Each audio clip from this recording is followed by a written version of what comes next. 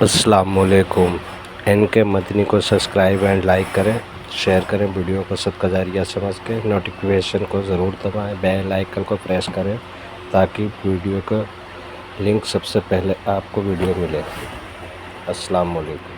کڑک جس کو کہتے ہیں، یہ کیا ہے؟ یہ بجلیاں جو چمکتی ہیں اس کے متعلق کیا ہے؟ بارشوں کے موسم میں یا دیگر موسموں میں آپ دیکھتے ہوں گے کبھی آسمان پر اتنی تیز چمک پیدا ہوتی ہے اور پھر اس کے بعد بہت سخت ہیبت ناک آوازیں آتی ہیں، بھڑ بھڑ بھڑ کی آوازیں۔ یہ کیا ہے؟ ہماری زندگی اسی طرح کے سفر سے گزرتی رہتی ہے، ہمیں بھی انتظار ہونا چاہیے۔ یہ ضروری نہیں ہے کہ رات قائم ہو گئی ہے تو رات ہمیشہ رہنے والی ہے۔ سورج کو نکلنا ہے، اجالے کو آنا ہے۔ چاند کو اگر گہن لگ گیا تو ایسا نہیں کہ برسوں چاند گہن لگا رہے گا، چھٹنا ہے اور آب و تاب سے اسے پھر چمکنا ہے۔ یہ نشیب و فراز زندگیوں میں آتے رہیں گے، کسی کو لمبے دنوں تک تکلیفیں۔ نبی پاک صلی اللہ تعالی علیہ وسلم شعب ابی طالب کی گھاٹی میں 3 سال قید کا زمانہ گزارے ہیں۔ سوشل بائیکاٹ تھا مکہ والوں کا، ایسا کہ پہرا بٹھا دیا گیا تھا کہ کوئی کھانے پانی کی چیزیں بھی حضور تک نہ جانے پائیں۔ چمڑے کھائے، پتے کھائے 3 سال۔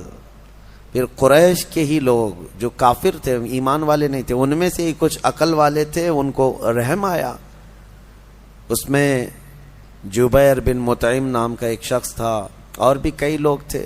یہ آ کر کے مکہ میں حرم پاک میں وہ ایگریمنٹ انہوں نے پھاڑ ڈالا جو حضور پاک صلی اللہ تعالی علیہ وسلم کی بائیکاٹ کے متعلق سارے مکہ والوں نے مل کے بنایا تھا۔ حالات ایسے تھے کہ حضور پاک صلی اللہ تعالی علیہ وسلم کے سارے گھر والے اس تکلیف سے گزرتے رہے، لیکن کیا یہ شعب ابی طالب کی گھاٹی کا قید ہمیشہ رہا؟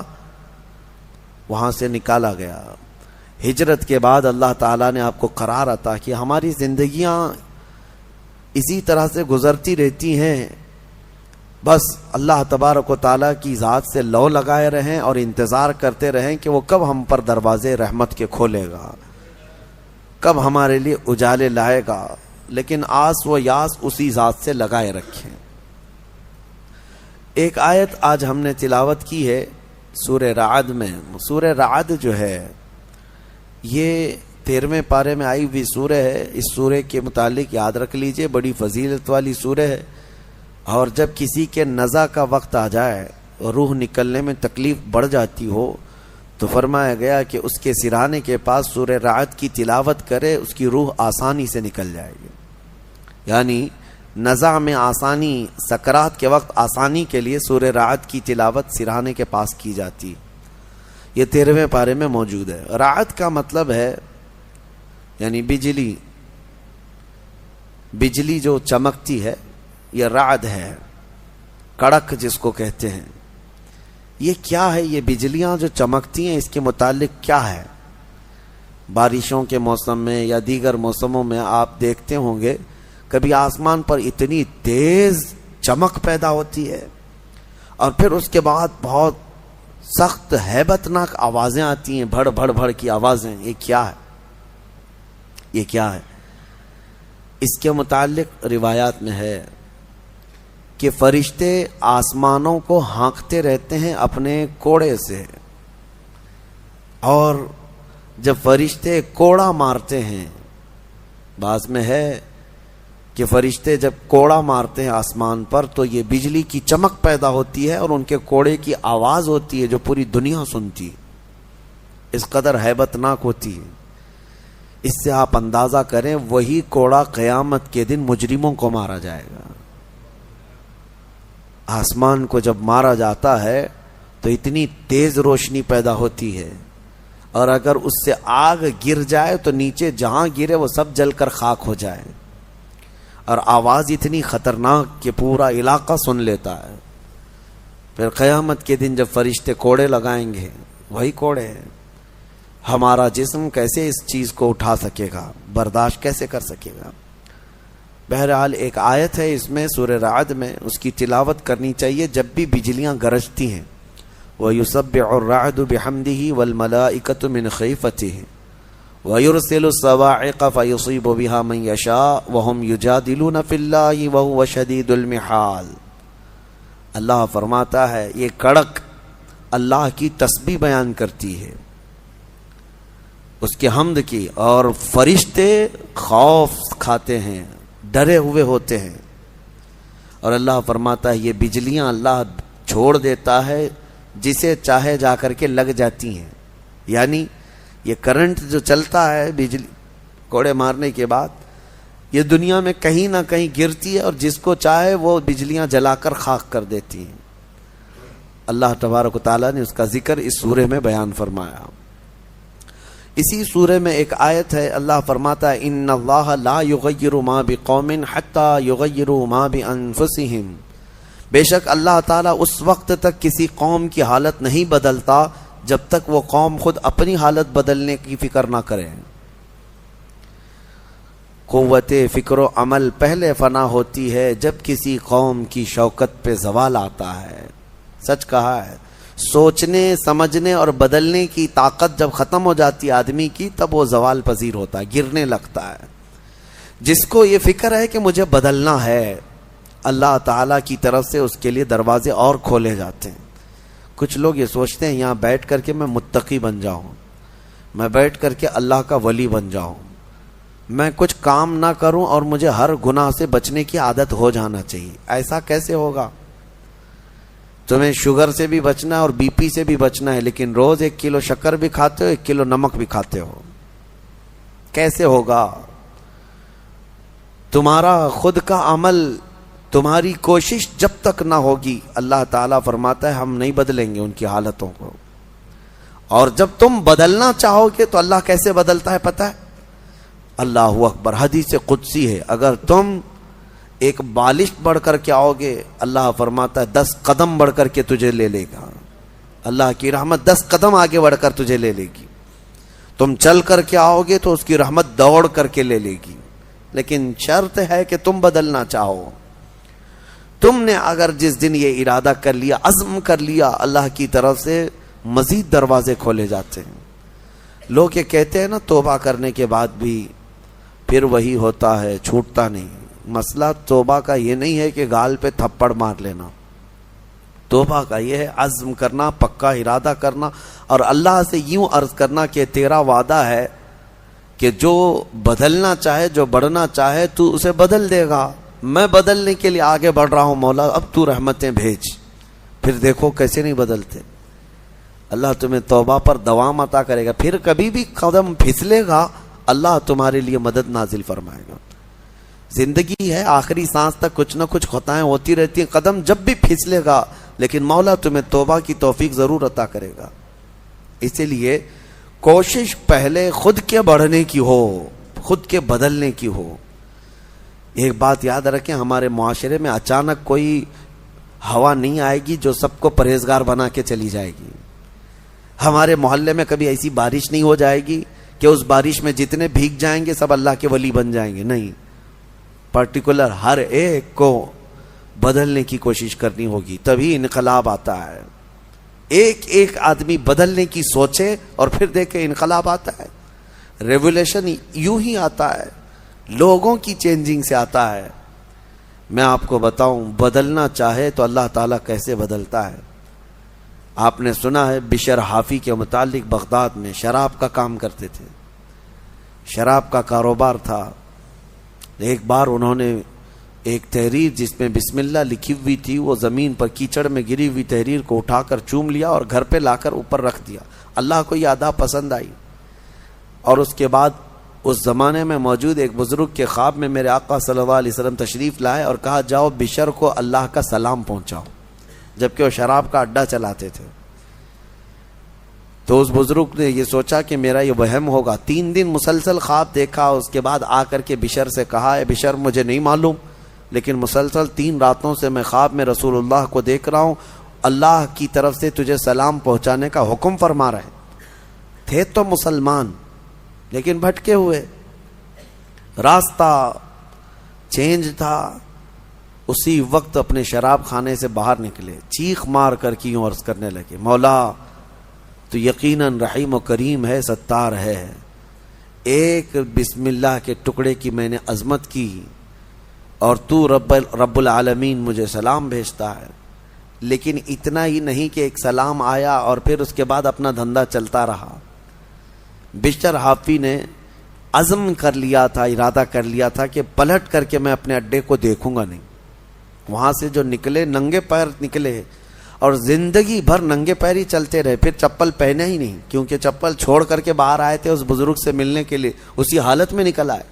تو جب کسی کا پکا ارادہ ہوتا ہے تو اب اللہ تعالیٰ نے ان کے لیے ایسے دروازے کھولے. اللہ اکبر. وہ بغداد کے قطبوں میں شمار ہوئے ہیں، قطب الاقطاب تھے، اللہ کے ولیوں میں تھے. اور حد تو یہ ہے کہ ایک بزرگ نے دیکھا بغداد میں ایک کتے نے راستے پر پیشاب کیا ہے، پخانہ کیا شہر کے راستے پہ. اس بزرگ نے فرمایا جاؤ دیکھو آج بشر حافی کا انتقال ہو گیا ہوگا. تو لوگ جا کر کے معلوم کیے تو صحیح میں اسی دن حضرت بشر حافی کا انتقال ہوا تھا. اس بزرگ سے پوچھا گیا آپ کو کیسے خبر ہوئی؟ کہا کہ جب تک بشر حافی زندہ تھے پورے بغداد کے کسی راستے پر کوئی جانور پیشاب و پخانہ نہیں کرتا تھا، اس لیے کہ وہ ننگے پیر چلا کرتے تھے. اللہ نے ہر راستے کو ان کے لیے پاک کر رکھا تھا. یہ ہے رحمت الہی. جب بدلنا چاہے بندہ، مولا اس کے پیروں کو بھی چلنے کے لیے پاک راستے عطا کرتا ہے. میرے عزیزو، اسی لیے اعلیٰ حضرت نے ترجمہ بھی کیا کیا؟ اہدنا الصراط المستقیم کا. کیا اللہ تو سیدھا راستہ دکھا نہیں، چلا. کیونکہ اب میں چلنے کی کوشش کر رہا ہوں، میں آ گیا ہوں، نماز میں آیا ہوں، یہ سیدھا راستہ ہی تو ہے. لیکن اب آگے اے مولا تو چلا. جس کی بھی یہ دعا قبول ہوئی مولا کریم اس کو آخری سانس تک ہدایت پر رکھے گا، چلائے گا. لیکن میرے عزیزو، بنیاد یہی ہے. قرآن کی یہ آیت ہمیں بتاتی ہے تمہاری طرف سے شروعات ہو، پھر اللہ کریم کی طرف سے رحمتیں کھل جائیں گی. گھر میں بیٹھ کر کے صرف لوگ جو آسان نسخے چاہتے ہیں، واٹس ایپ میں دیکھو ابھی وظیفے بھرے ہوئے ہوں گے ہر جگہ سے.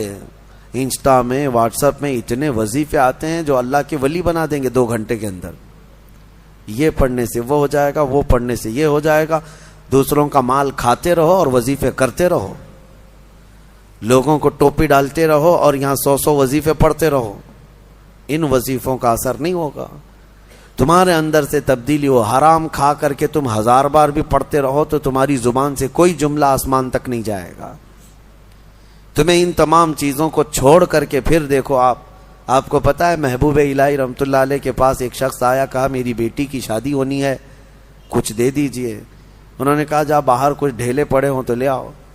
وہ 3 ڈھیلے لے آیا. آپ نے کچھ پڑھ کر کے دم کیا، لے جا اس کو. اس نے دیکھا ڈھیلے دیے، لیکن باہر آ کر دیکھا تو وہ سونے کے تھے. اس کو لے جا کر کے اس نے اپنی بیٹیوں کی شادی کی. کافی قیمت والے تھے اس وقت سونے کے ڈھیلے.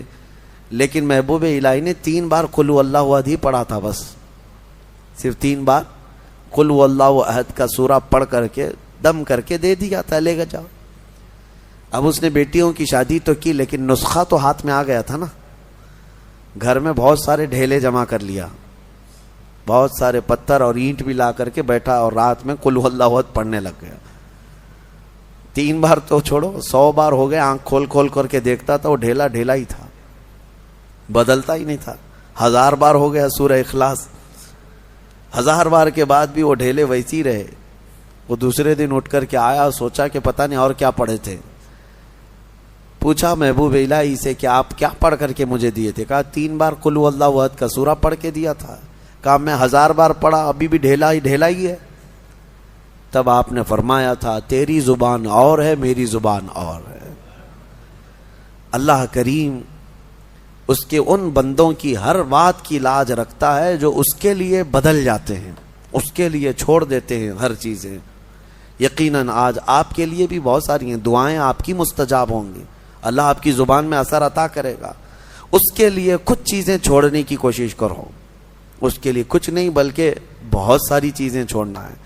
حرام چھوڑنا، میں آپ کو بتاؤں، یہ تو مسلمان کے لیے فرض ہے. بعض لوگ یہ کہتے ہیں میں شراب نہیں پیتا، پرہیزگار آدمی ہے. चोरी नहीं करता परहेजगार आदमी है, जुआ नहीं खेलता परहेजगार आदमी नहीं, शराब नहीं पीता, जुआ नहीं खेलता, चोरी नहीं करता, परहेजगार नहीं, मुसलमान है बस, मुसलमान है बस। शक की चीजों से भी बचता है तब परहेजगार है, हराम चीजों से बचता है तो मुसलमान है। मुसलमान के लिए इतना तो करना ही है। जो शक वाली चीजें हैं उनसे भी बचता है तब वो अतकिया में है, परहेजगारों में है। बहरहाल अल्लाह करीम हमें खुद को बदलने की तौफीक अता फरमाए। आज पूरी उम्मत के लिए ये चीज है, पूरी उम्मत के लिए। काश हमारा ये पैगाम हर नौजवान तक पहुंचे जो शब कद्र में और जुमा की भीड़ में और न जाने कितनी रातों अल्लाह की बारगाह में दुआ करते रहते हैं, ऐ अल्लाह उम्मत पर रहम फरमा दे। ठीक है, दुआ होनी चाहिए, लेकिन क्या सिर्फ और सिर्फ हम दुआ करते रहें और अपने आप को कभी ना बदलें, कभी ना बदलें? जितने लोग इस भीड़ की दुआ में शामिल होते हैं तो फिर वो अपने आप को तब्दील क्यों नहीं करते? अल्लाह की बारगाह में मांग कर तो जाते हैं भीख, फजर में ना नमाजों में उनका कोई शुमार है, ना फिर रमज़ान के एहतराम में उनका कोई हिस्सा है। मुझे ये बताओ, शौक से वीडियो इधर से उधर फैलाते रहते हैं, एक वीडियो पता नहीं कितना सर्कुलेट होती है। अभी मैं देख रहा था एक इमाम को कुछ आतंकी भगवा लोग चाकू से ऐसे कत्ल कर रहे हैं, बेदर्दी के साथ मार रहे हैं, खून बह रहा है, दाढ़ी भी काट दिया, सब कुछ कर रहे हैं, और ये सारे व्हाट्सएप पे घूमती रहती है वीडियोस। इससे पहले भी देखा होगा आपने बहुत सारे इस तरह से जुल्मन मारने वाली वीडियोस, देखा फॉरवर्ड कर दिया, देखा फॉरवर्ड कर दिया। क्या इतना एहसास भी मर गया कि इन तमाम चीजों को देखने के बाद खुद को बदलने की कोशिश करता? शायद ये मेरे शामत आमाल की वजह से ये हालात बनते चले गए हैं। कुत्ते आज शेरों की तरह काम करने लग गए। वो हैं कुत्ते, लेकिन वो डरा रहे हैं ऐसे जैसे कि शेर हों, और जो मोहम्मद अरबी के शेर थे वो ऐसे सोए हुए हैं, ऐसे सोए हुए हैं कि वो बदलना नहीं चाहते। इसीलिए शायर ने बहुत पहले एक बात कही थी, जगह जगह के थक चुके हैं तुम्हें ये हंगामे। ये रोज जो हंगामे हो रहे हैं, ये रोज जगा रहे हैं, और ये हंगामे ही थक चुके अब तुमको जगा जगा के। नशाते लज्जते ख्वाबे की राह बदल डालो, गलत रवि से मनाजिल का बहुत बढ़ता है, मुसाफिरों रविशे कारवां बदल डालो। तुम अगर टेढ़ा चलते रहोगे तो मंजिल लंबी हो जाएगी, तो चलने का तरीका बदल डालो, जो सीधा रास्ता है उस पर आ जाओ। क्या इस बात पे हैरत नहीं होती हमारी बच्चियों की इज्जत लूट ली जाती, हमारी खानकाहें बर्बाद हुई, मस्जिदों को तोड़ करके मिसमार कर दिया गया, लोग खुशी से वायरल कर रहे हैं। चंद दिनों पहले लोग एक वीडियो फैला रहे थे कि माहिम दरगाह के पीछे एक चिल्ला था, उसको बिल्डोजर से तहस नहस कर दिया गया, फलां की वजह से हुआ, फलां की वजह से हुआ। अरे लाखों मुसलमान, तुम वीडियो फॉरवर्ड करने की ड्यूटी तुम्हें मिली हुई है, एहसास तक नहीं होता तुम्हारे शिआर इस्लाम किस तरह से एक के बाद दीगरे ख़त्म किए जा रहे हैं।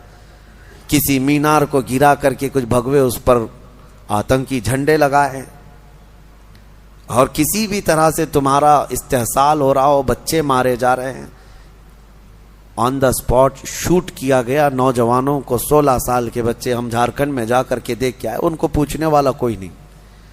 आपको पता है चंद दिनों पहले एक राजस्थान में उदयपुर में कत्ल हुआ था, मर्डर हुआ था, पूरी मीडिया लगी हुई थी उसके। क्यों? इसलिए कि कत्ल करने वाले 2 मुसलमान चेहरे थे, और एक इमाम को मस्जिद के कमरे के अंदर घुस करके सारे मार रहे हैं, और चेहरा सब साफ है वीडियो में, चाकू से इतना हमला कर रहे हैं, इतना हमला कर रहे हैं। बताओ इनको कौन बताता है, कौन सी मीडिया? उसकी वजह यही है कि उन्हें पता है कि मुसलमान अभी कुछ नहीं करने वाले। अभी मैं देख रहा था हमारे सूबे कर्नाटक में इलेक्शन होने जा रहे हैं, इलेक्शन होने जा रहे हैं, और उस इलेक्शन में एक तरफा बातें हैं। मैं ये बातें क्यों कह रहा हूं आपको बताता हूं कि एहसास कहां चला गया हमारा कि हम हर चीज अब सहने लग गए और बदलना ही नहीं चाहते। मुसलमानों का एक रिजर्वेशन था 4%, गालिबन वहां पे 4% या जितना भी था, और बैठ करके पार्लियामेंट में, सदन में सारे लोगों ने फैसला कर लिया मुसलमानों को का रिजर्वेशन कैंसिल, खत्म। مسلمانوں کا ریزرویشن ختم کر کے وہ دلت طبقے کے کئی برادریوں میں اس کو تقسیم کر کے دے دیا گیا.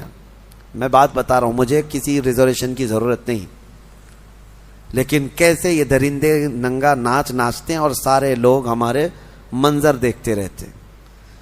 بانٹ کر کے دوسرے طبقوں کو دے دیا گیا, دوسری برادریوں کو. لیکن ایک سماج ہے, ایک برادری ہے جس کو 2.5% بڑھا کر کے دیا ہے گورنمنٹ نے. پہلے سے آلریڈی ان کا ریزرویشن تھا, 2.5% اور بڑھا کر کے دیا.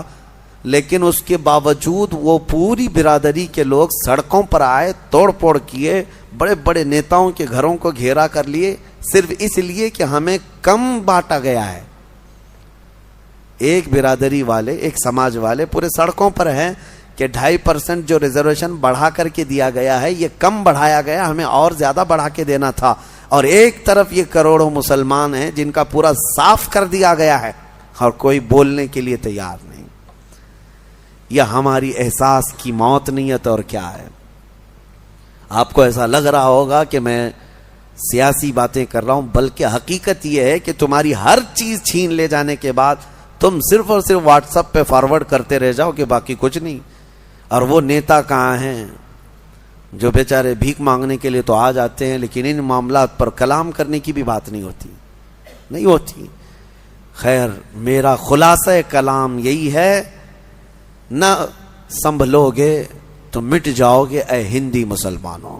اقبال نے بہت پہلے کہا تھا, نہ سنبھلو گے تو مٹ جاؤ گے اے ہندی مسلمانوں, تمہاری داستان تک نہ ہوگی داستانوں میں, تمہاری داستان تک نہ ہوگی داستانوں میں. اور اسی اقبال نے کہا تھا, کہاں تم بیٹھنے لگ گئے آج, گٹر پہ, نالوں پہ, نکڑ پہ, تمہاری یہ جگہ ہے, تمہاری یہ جگہ ہے. نہیں تیرا نشیمن قصر سلطانی کے گنبد پر, تو شاہین ہے بسیرا کر پہاڑوں کی چٹانوں میں. تم امت محمدیہ ہو. بہرحال ہو سکتا ہے میری یہ بات کسی پر اثر کر جائے. اللہ کرے کہ مجھے اور آپ سب کو اپنے آپ کو بدلنے کی توفیق عطا فرمائے. امت آج قسم پرسی کے عالم میں ہے. اللہ کریم ہمیں بہترین قائد عطا فرمائے, ہمیں صلاح الدین کا نائب عطا فرمائے, ہمیں شہاب الدین کا نائب عطا فرمائے جو امت کو جوڑ دے اور ہماری کھوئی ہوئی وقار و عزت کو واپس دلا دے. اور ایک آیت میں آپ کے سامنے رکھ کر اپنی گفتگو کو سمیٹتا ہوں. اللہ نے فرمایا, اب قرار والی بات ہے. اتنی دیر میں نے جو گفتگو کیا یہ پریشان والی بات تھی کہ ہم نہیں بدل رہے, حقیقت ہے, لیکن ایک قرار والی, اطمینان والی بات ہے. اللہ فرماتا ہے, الا بذکر اللہ تطمئن القلوب, آگاہ ہو جاؤ, دلوں کا قرار اور اطمینان اللہ کے ذکر میں ہے. اللہ کے ذکر میں. اللہ کا ذکر صرف یہی نہیں ہے کہ اللہ اللہ اللہ کریں. آپ مسجد میں بیٹھے, یہ بھی اللہ کا ذکر ہے, اللہ کا ذکر ہے. تم جس حال میں اسے یاد کر رہے ہو. ذکر کا مطلب عربی میں یاد کرنا. ذکر کے کئی قسمیں, ذکر باللسان, ذکر بالجوارح, ذکر بالقلب. تم اپنی زبان سے بھی ذکر کر رہے ہو اللہ کا, لا الہ الا اللہ, لا الہ الا اللہ, یہ ذکر باللسان ہے. ذکر بالجوارح, تمہارے ہاتھ کوئی نیک کام کر رہے ہیں, تم جو ہے یہاں صفائی کر رہے ہو اللہ کے گھر کی, کسی یتیم کی مدد کر رہے ہو, ہاتھ سے کوئی بھی کام کر رہے ہو, پیروں سے کوئی کام کر رہے ہو, چل کر کے جا رہے ہو, یہ تمہارے اعضاء کا ذکر ہے, تمہاری باڈی کا ذکر ہے. اور زبان سے بھی نہیں کر رہے, ہاتھ پیر سے بھی نہیں کر رہے, لیکن جہاں بیٹھے ہو اپنے دل میں اللہ کو یاد کر رہے ہو, یہ قلب کا ذکر ہے. لیکن آپ کو ہونا یہ چاہیے کہ ان تینوں میں کسی ایک میں مشغول ضرور رہو. یا تو ذکر بالقلب میں رہو, یا ذکر باللسان میں رہو, یا ذکر بالجوارح میں رہو. کسی بھی ذکر میں رہو گے, بدلہ کیا ہے؟ اللہ فرماتا ہے فَاذْكُرُونِي أَذْكُرْكُمْ, تم مجھے یاد کرتے رہو گے, میں تمہیں یاد کروں گا. اور اس کے یاد کرنے کا طریقہ یہ ہے, تفسیر میں فرمایا گیا, تم اگر اس کو تنہائی میں یاد کرو گے تو وہ مجمع میں یاد کرے گا. تم اگر انسانوں کے مجمع میں یاد کرتے ہو اللہ کو, تو رب تعالی فرشتوں کے مجمع میں تمہیں یاد کرتا ہے. اور جب تم رات کی تنہائی میں دنیا میں اسے یاد کرتے ہو